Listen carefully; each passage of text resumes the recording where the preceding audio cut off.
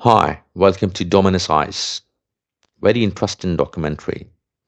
Gold, a story of power, trust, and treasure.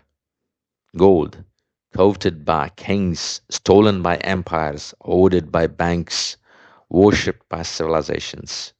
It doesn't rust, it doesn't die, and in the shadows of geopolitics, it whispers secrets of empires past and those still rising. This is the story of gold, a tale of power, theft, trust betrayed, and treasure lost to legend. The divine metal, forged in the hearts of dying stars, gold came to earth through meteor bombardments billions of years ago.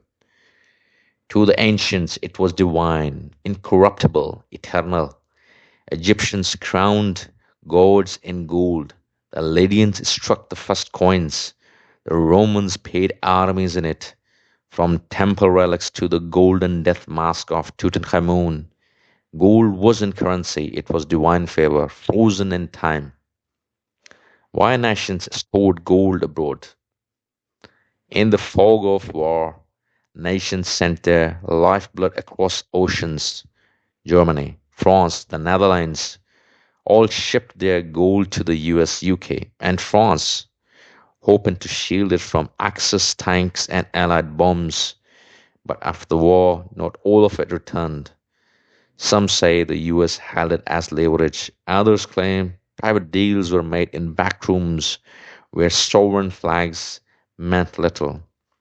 France stored near 2,500 tons of foreign gold. The US held over 6,000 tons by 1950, not all of it its own. Was it protection or possession through protection? The Ghost Bank, BIS Switzerland. In Basel, Switzerland, the Bank for International Settlements, BIS, sits above the law. Founded in 1930 to manage First World War reparations, it became the dark heart of global finance. During Second World War, BIS facilitated Nazi gold transfers. Gold looted from Belgium, the Netherlands, and even the Central Bank of Austria.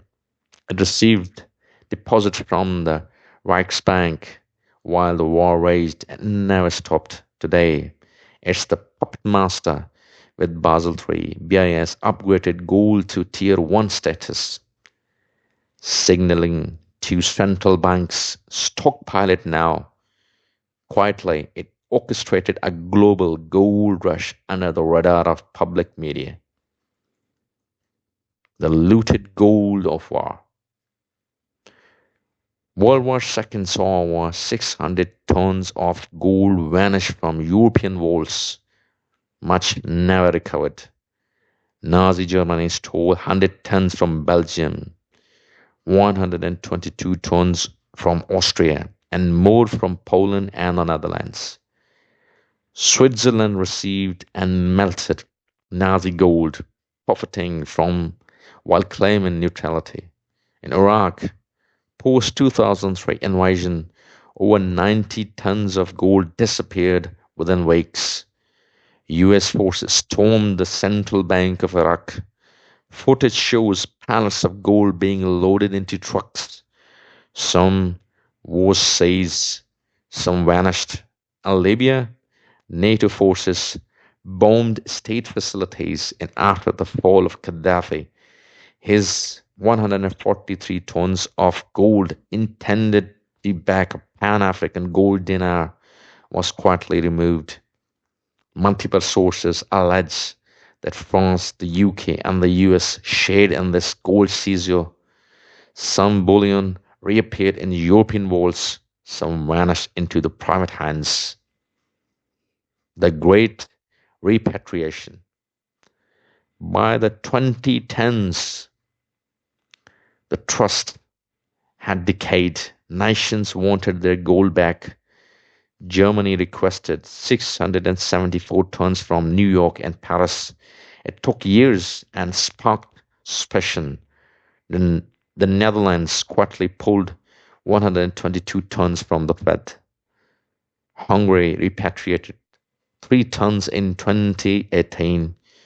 then increased it tenfold. Austria, Turkey, and Venezuela followed suit.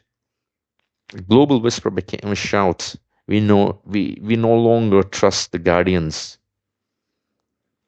the hidden walls of the East. In India, gold isn't currency, it's a heritage.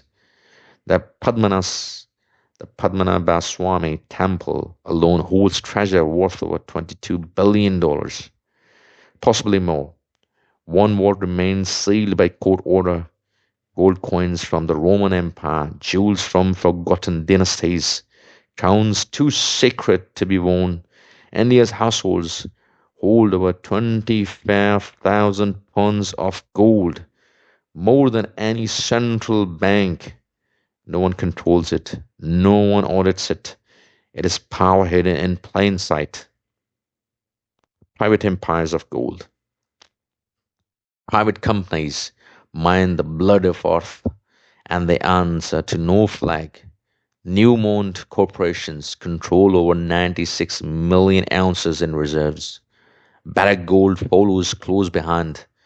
Chinese firms like Zijin Mining and Shandong Gold have surged globally, state-backed but market-driven.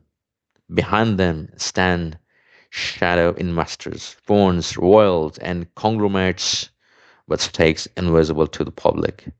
In this world, gold isn't mined, it's extracted from people, from policy, from instability itself. Gold in Islamic law. In Islam, gold is money and a moral benchmark. The Quran and Hadith uphold it as a legitimate store of value and forbid its hoarding or manipulation. Zakat on gold is mandatory. Dealing in riba, interest, is forbidden.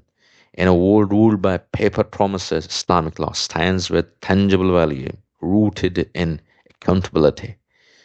The digital crossroads. As the world races towards programmable money and digital IDs, gold resurfaces not just as a hedge but as rebellion. Russia, China, and the BRICS bloc are shifting reserves to bullion. Central bank digital currencies offer control. Gold offers freedom. It's not about wealth anymore, it's about sovereignty. When fiat fails, gold remains. The final breakdown. Who owns the gold? Total global above ground gold estimated 208,000 metric tons. Central banks holds about 36,000 tons. The top holders, United States, 8,133 tons. Germany, 3,352 tons. Italy, 2,452 tons. France, 2,436 tons.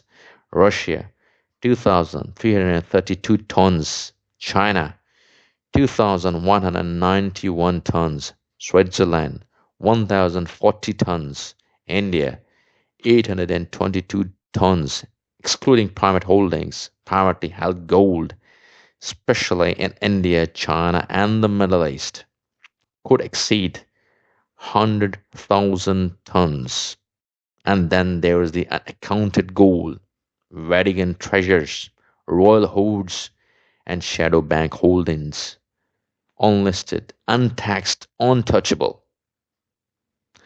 Gold has been the weapon, the witness, and the price. It has shaped wars, crowned tyrants, and outlived kingdoms. And now, as trust and institutions collapses, its story is far from over. This is Dominus Eyes. Stay awake, stay armed with truth. Subscribe to Dominus Eyes. Thank you. Take care. Bye bye.